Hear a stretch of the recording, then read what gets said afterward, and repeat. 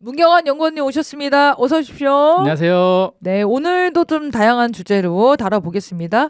지난 4월 27일 유엔본부에서 제11차 NPT 평가회의가 시작이 됐습니다. 이 회의를 4주간 진행한다고 하는데요. 여기에서 북한 핵 문제에 관련된 얘기들이 나왔겠죠, 당연히. 일단 NPT가 뭔지 소개를 먼저 부탁드리겠습니다. 네, 이게 우리말로 번역이 정말 다양하게 되는데 핵 비확산 조약이라고 번역하는 사람도 있고요. 핵 확산 금지 조약, 핵 이게 확산 익숙한데요? 방지 조약. 핵 확산 금지 조약. 네, 핵 확산 금지 조약을 통상 많이 쓰는데 또 공식적으로는 핵 비확산 조약이라고 쓰는 기구도 있고 막 아무 복잡해요. 근데 네. 핵 확산 금지 조약으로 가장 많이 쓰니까 가장 익숙한 표현으로 쓰겠습니다. 네. 이게 처음에 이제 1968년에 탄생을 한 건데 그 전에 이제 어떤 일이 있었냐면 처음에 미국이 1945년에 핵무기를 만들었죠. 그 다음에 소련이 그 이어서 이제 핵무기를 만들고 그 다음에 뭐 영국, 중국, 프랑스 이런 나라들이 이제 핵무기를 막 만들고 다른 나라들도 핵무기를 갖기 위해서 막 노력을 했단 말이에요. 그걸 보면서 미국과 소련이 야 이거 너도 나도 핵무기 다 만들어 버리면 이 좋은 무기를 너무 흔해지지 않냐. 이러면 우리가 좀 그 뭡니까 독점권이 사라진다. 그렇게 해서 핵무기를 더 이상 만들지 못하도록 막는 그런 조약을 좀 해보자라고 했고 그때 당시엔 또 어떤 분위기도 있었냐면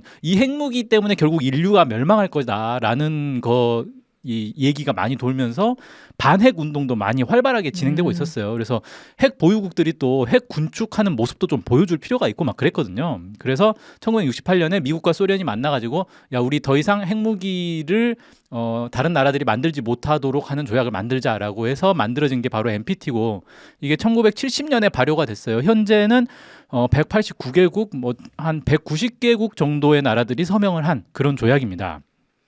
근데 이게 되게 웃긴 게 뭐냐면은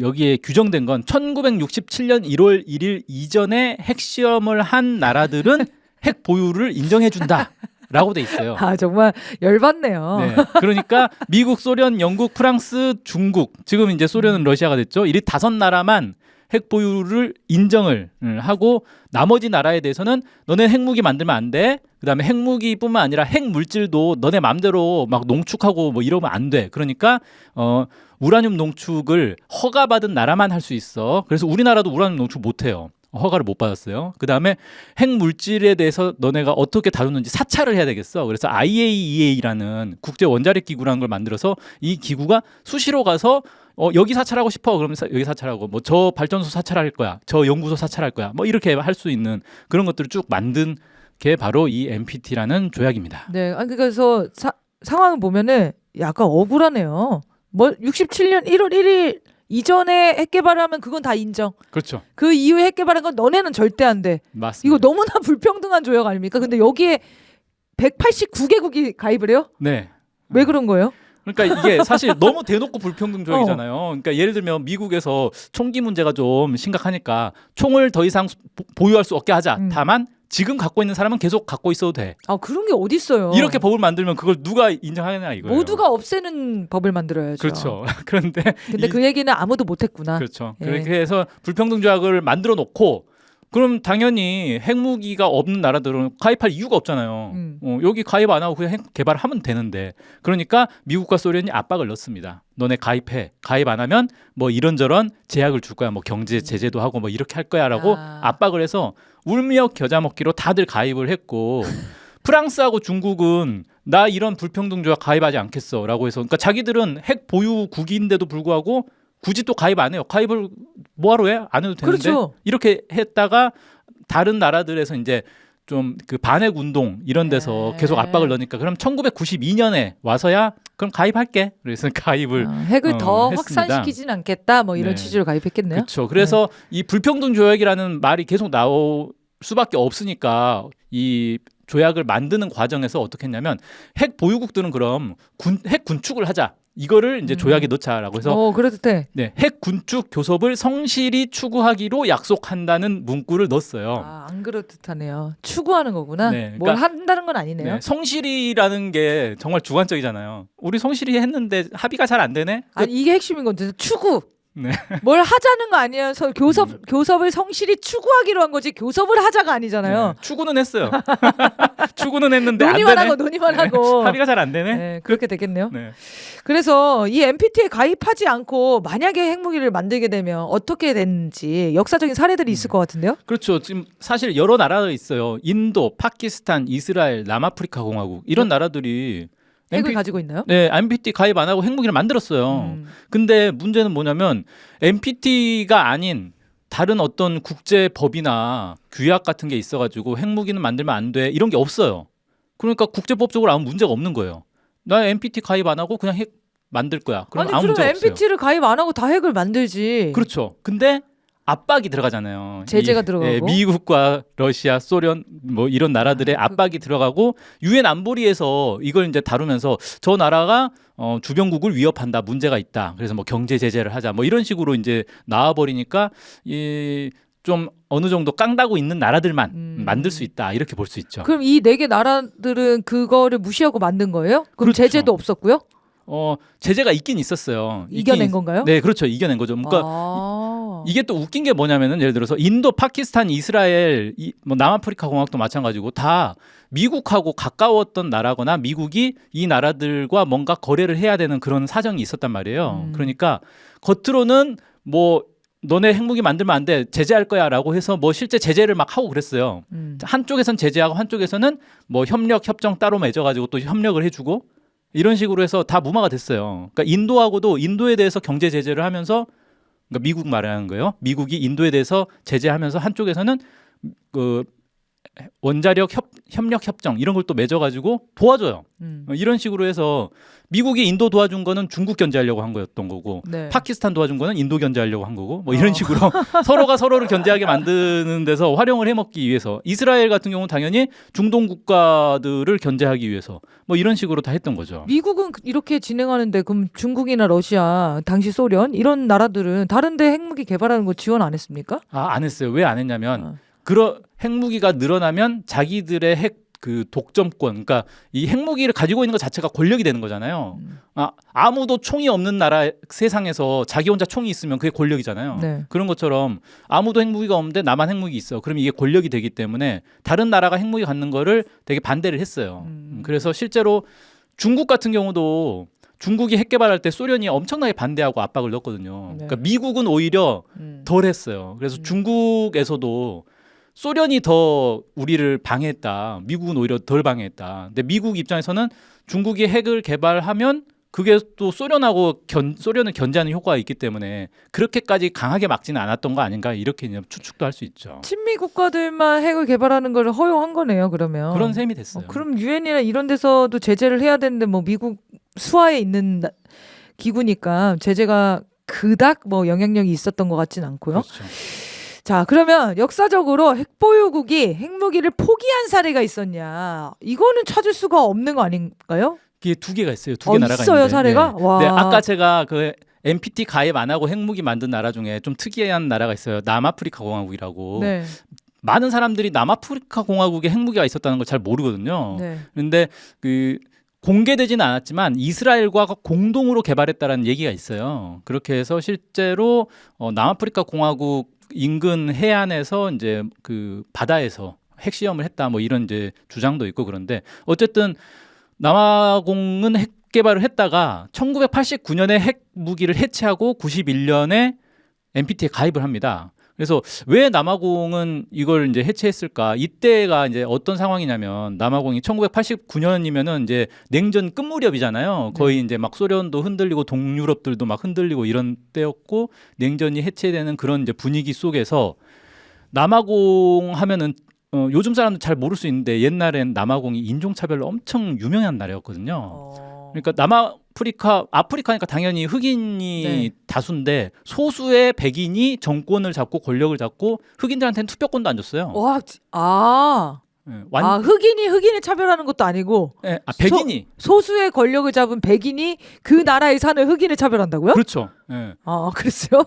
그렇게 해가지고 비극적인 역사네요. 네, 정말 황당한데 90년대까지도 그게 유지가 돼가지고 그걸 이제 아라파트 헤이트라고 이제 부르는데, 그건 들어본 것 같은데요. 네, 그게 이제 남아공에서 되게 극심했어요. 그래서 흑인들이 심심하면 경찰들이 와가지고 흑인들 막 죽이고 막 이런 이제 흑인들의 이런 이제 민주화 운동 이런 것들을 가로막기 위해서 막 네. 이렇게 했었고, 그 이제 유명한 사람이 넬슨 만델라라고 네. 있는데, 이 사람 이제 감옥에 장기수였죠. 뭐 수십 년간 감옥에 가둬놓고 흑인들의 이제 해방 운동을 막고 있었는데, 아프리카 식민지 나라니까 네. 식민지로 지배한 나라들이 그렇게 했거든요. 그렇죠. 네. 그런데 여기에서 이제 국제사회가 너네 인종차별 좀 그만해라라고 계속 압박을 놓고 있었어요. 그렇게 해서 이제 남아공이 더 이상 인종차별을 유지하기가 좀 어려운 상태. 그래서 흑인들한테도 정당을 만들고 투표할 수 있는 권리를 줄 수밖에 없는 상황으로 몰리고 있었어요.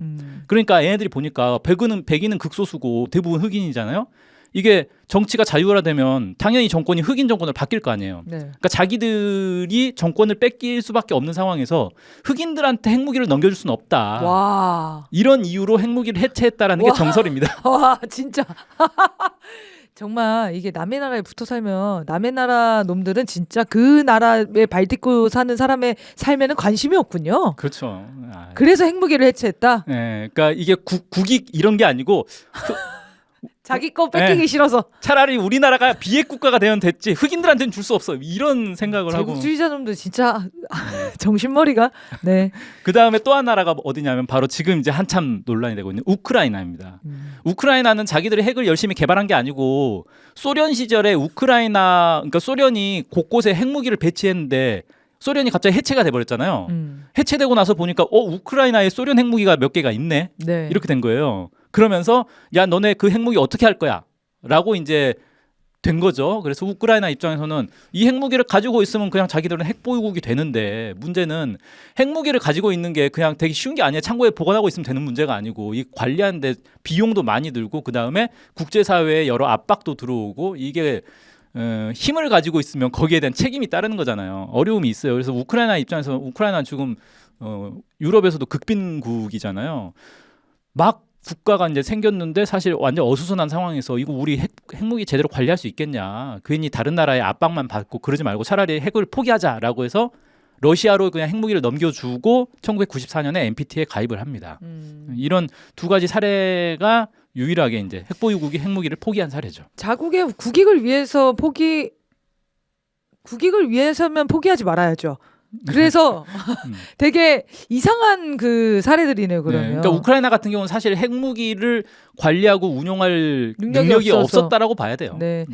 자, 그래서 지금 NPT와 핵보유국 역사 한번 쭉 짚어봤고요. 그래서 다시 돌아와서 이번에 진행됐다는 NPT 평가회의, 일단 이 평가회의는 또 뭐하는 회의인지 처음 또 들어보니까 소개를 네. 부탁드리겠습니다. 네, 이게 이제 1970년에 NPT가 발효가 이제 되면서 어떻게 되냐면 5년에 한 번씩 이 조약을 검토하는 회의를 하자라고 이제 합의를 했어요. 그리고 원래 이 조약이 시한이 있었어요. 1995년이 만료 시한이었습니다. 그래서 5년에 한 번씩 조약을 검토하는 평가 회의를 하다가 1995년에 와서 야, 이거 조약 없앨 거야? 아, 그건 좀 아니지. 그래서 무기한으로 이제 연장을 했어요. 그래서 이 조약은 지금 무기한 조약이 됐고, 앞으로도 계속 5년에 한 번씩 하자라고 해서 이번이 이제 11차 평가 회의입니다.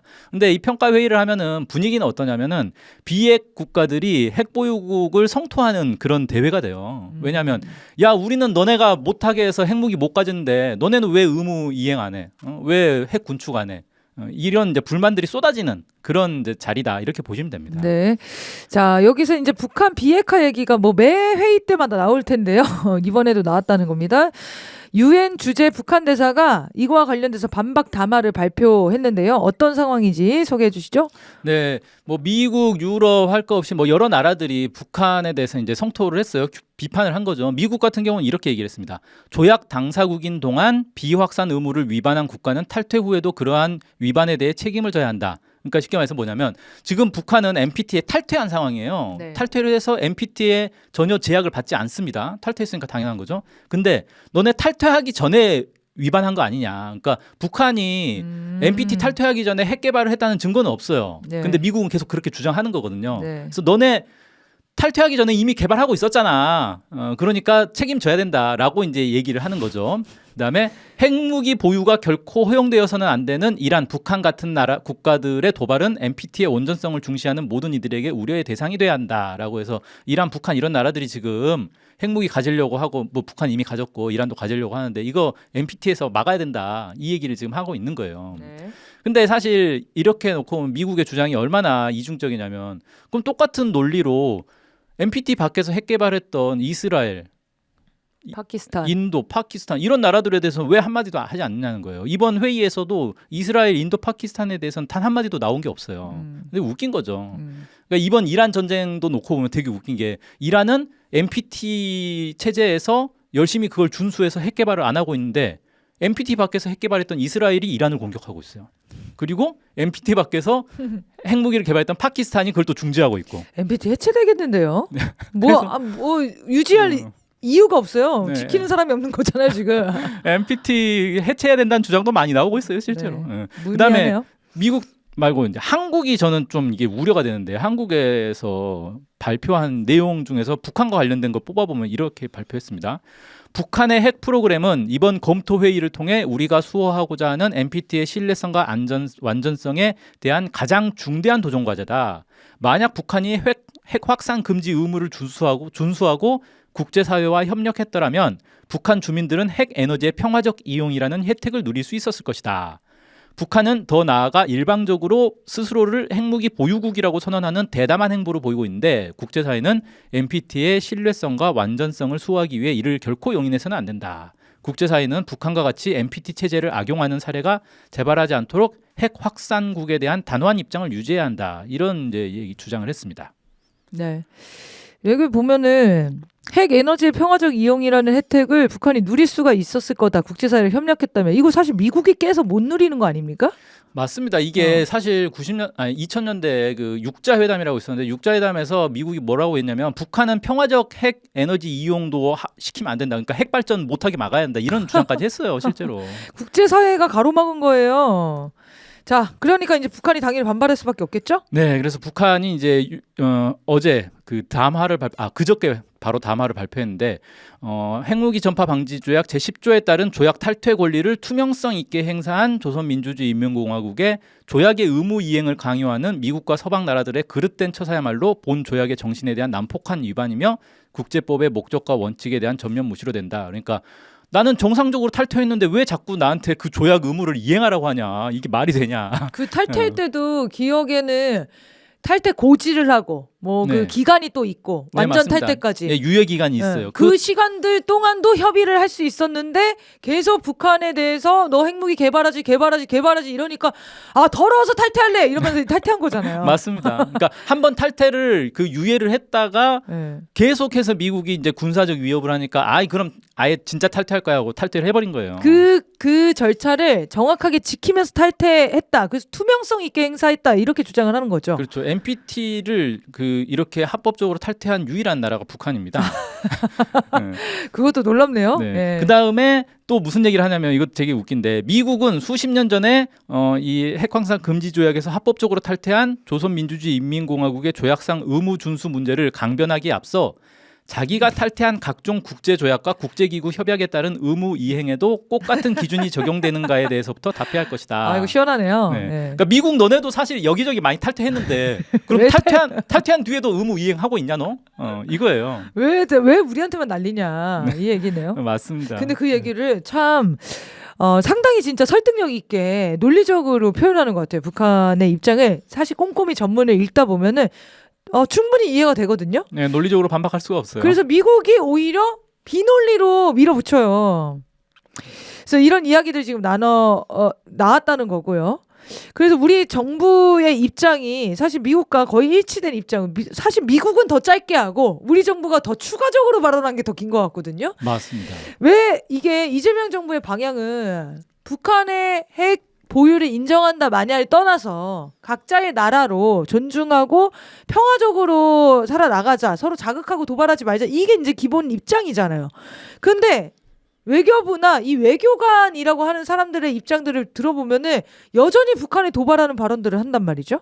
그러니까 이게 보면은 상당히 강경하고 좀 과격한 목소리를 낸 거예요, 북한에 대해서. 그러니까 굳이 그러니까 북한 뭐 핵 보유해도 됩니다 이렇게까지 얘기할 수는 없다 하더라도 이렇게까지 막 강하게 북한을 뭐 압박하고 뭐 바꿔내야 된다 이런 식으로까지 얘기할 필요가 있었는가 싶기도 하고, 이재명 대통령 같은 경우도 그 집권 초에는 북한 비핵화 얘기를 자주 했어요. 그러다가 지금은 거의 안 하고 있거든요. 그러니까 딱 분위기 눈치 보니까 미국도 북한 비핵화 더 이상 매달리지 않는 것 같고, 우리도 그거 해봐야 아무 실익도 없고 효과도 없고, 그러니까 비핵화 얘기는 이제 적당히 이렇게 눈치껏 안 하면 되겠구나라고 판단을 한 것 같거든요. 네. 근데 외교부는 굳이 이런 얘기들을 막 나서서 할 뿐만 아니라 지금 뭘 또 하고 있냐면 그 평가회의를 하고 있는 그 UN 본부에서 하고 있거든요. 그걸 하는 와중에 그 옆에다가 부대 행사를 또 차려가지고 프랑스하고 둘이서 북핵 도전, NPT의 온전성 수호라는 주제로 해가지고 부대 행사를 또 하고 있어요.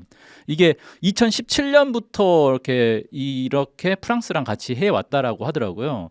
그러니까 이런 식으로 북핵 문제를 계속 강조하고 이걸 통해서 북한을 자극하고 이런 것들을 지금 한국 정부, 그러니까 외교부가 하고 있는 거죠. 네. 외교부가 이렇게 하고 있는데 이게 아무래도 미국에서도 지금 미국 안에서도 약간 목소리가 엇갈리잖아요. 누구는 비핵화 이제 그만해야 된다라고 하고 누구는 뭐 비핵화 계속 해야 된다 이렇게 좀 강경한 발언도 뒤섞여 있는데, 미국의 그런 어떤 강경파들의 발언 목소리들을 한국의 외교부가 지금 대변하고 있지 않은가. 이걸 통해서 지금 이재명 정부의 대북 정책을 오히려 이제 발목을 잡고 있는 상황 아닌가 이렇게 싶습니다. 외교 라인들 싹 한번 갈아치워야 될 것 같아요. 막 평생 아마 외교 관료를 했다면은 미국의 사상에 물들어 있고 미국과 협의가 가장 1번이라고 생각하는, 그러니까 다극화 질서에 대한 이해가 심적으로, 머리로는 이해하겠지만 심적으로 거부하는 사람들이 있는 것 같아요. 익숙하지 않은 거지. 네, 머리로도 이해하고 있는지 모르겠어요. 머리로도 솔직히 이해를 진짜. 못할까요? 네. 그럴 수가 있나. 근데 뉴스를 보는데요. 근데 자기 어떤 관점을 가지고 뉴스를 보느냐에 따라서 해석도 달라지는 거기 때문에. 그렇죠. 그래서 이렇게 오랫동안 한 20년 넘게 일한 외교 인력들을 조금 한번 걷어쳐야 되지 않을까 이런 생각이 들 정도입니다. 말하는 얘기마다 바뀐 국제 질서에 맞지 않은 발언들을 하고 있기 때문에 국민들은 엄청 수준이 높아져 가는데 이 외교 행정 관료들이 더 문제네요. 자, 넘어가서요. 북한이 헌법을 우리보다 먼저 개정을 했습니다. 근데 지금 이 헌법 개정과 관련해서 뭐 여러 가지 이제 바뀐 것들에 대한 보도들이 이어지고 있는데, 되게 흥미롭게 봤던 게 저는 국정원이 발표한 입장이었어요. 국정원이 뭐라고 했냐면 두 국가를 분명히 했지만 대남 적대성은 상당히 줄였다. 국정에서 이런 발표가 나다니 정말 충격적이었습니다. 그래서 엄청 희망차게 이 헌법을 해석을 하더라고요. 적대적 두 국가라든지 뭐 교정국이라든지 그동안 북한이 계속 반복했었던 표현들이 헌법에 박혀 있지 않기 때문에 우리를 그렇게 적대적으로 보는 게 아니지 않을까? 이런 희망 섞인 보도들이 있는데 어떻게 보셨습니까?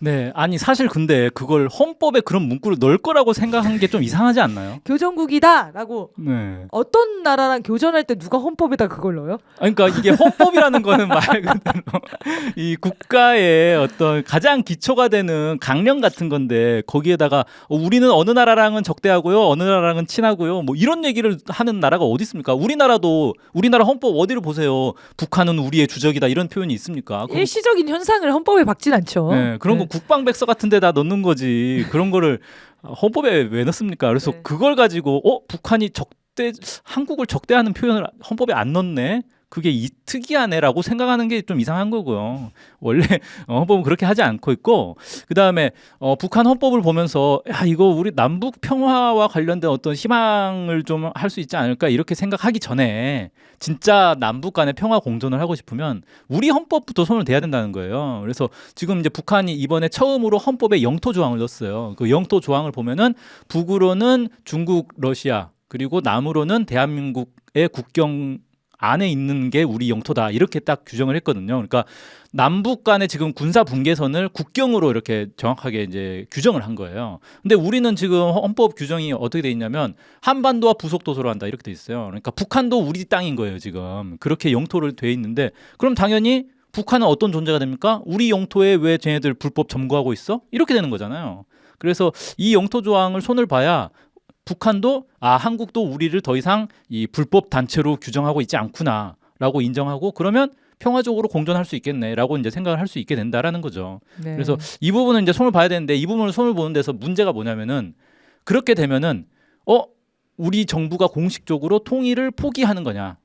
통일 정책을 포기해야 된다라는 게 나오거든요. 그래서 이 문제를 어떻게 할 건지 북한하고 그럼 통일을 안 할 건지 북한도 별도의 국가라고 보고 우리는 별개의 그냥 두 국가야 이걸로 끝 이렇게 할 건지 이런 것들을 좀 정리를 해야 되는데 이게 이제 정동영 통일부 장관이 계속 이 얘기를 하고 있는 거거든요. 이 문제를 정리를 해야 된다. 근데 이게 웃긴 게 뭐냐면 이제 국힘당 같은 경우는 자기들이 집권하고 있을 때는 북한은 적이고 막 그 흡수 통일하고 북한을 점령해야 되고 뭐 이런 식으로 맨날 얘기하다가도 갑자기 이제 정권 뺏기고 자기들이 야당이 되면은 이제 갑자기 평화. 네, 그렇죠. 민주당 정부가 이 평화 공존 얘기하면 너네 통일 안 하려 그러니? 북한이 별개 국가야? 뭐 맞아, 이런 맞아. 식으로 시비를 걸면서 발목을 잡는데 사실은 되게 모순적인 거거든요. 그런 행보들이 그런 것들을 좀 우리 안에서 국민들 안에서도 뭔가 정리를 할 필요는 있다.